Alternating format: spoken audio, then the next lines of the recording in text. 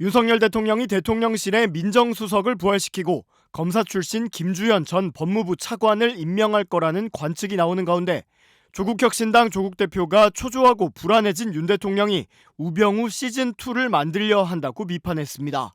조 대표는 자신의 SNS에 글을 올려 신설될 대통령실 민정수석으로 김주현 전 법무부 차관이 거론된다며 그는 박근혜 전 대통령 뒤에서 검찰 권력을 주무르던 우병우 사단 중 한 명이라고 말했습니다. 조 대표는 이어 김 전 차관이 민정수석이 되면 위기에 빠진 윤석열 정권과 김건희 여사를 보위하기 위해 은밀히 수사기관을 조종하고 여러 법률적 방식으로 야당을 탄압할 것이라며 청와대 민정수석을 했던 나로서는 개탄스러울 수밖에 없다고 우려했습니다.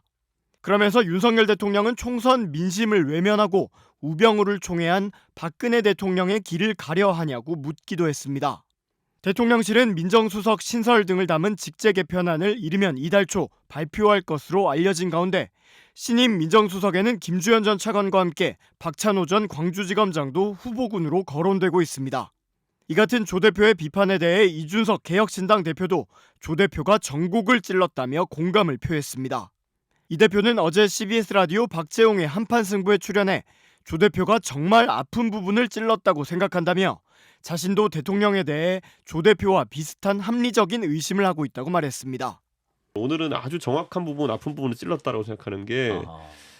대통령이 원래 민정수석을 안 두신 이유가 뭐냐면 나는 검찰이나 이런 데가 직접적으로 내가 너무 잘 알기 때문에 이런 정보를 취득하고 통제가 가능하다고 생각하셨기 때문에 그랬을 거예요.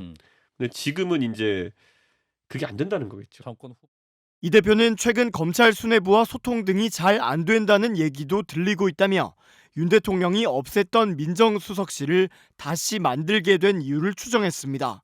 한동훈 전 비대위원장부터 이원석 검찰총장, 송경호 중앙지검장까지 사실 다들 원팀이라고 생각하지 않았냐며 그런데 이제 중간에 누군가를 두고 대화해야 하는 상황이라는 건 지금까지와는 뭔가 다른 상황이 됐다는 걸 유추해 볼 수 있다는 겁니다. 앞서 조국 대표도 최근 한 방송 인터뷰에서 최고위 검사들이 김건희 여사 등에 대한 수사를 놓고 선택의 기로에서 갈등하고 있다는 말이 이런저런 경로에서 들려오고 있다고 언급한 바 있습니다.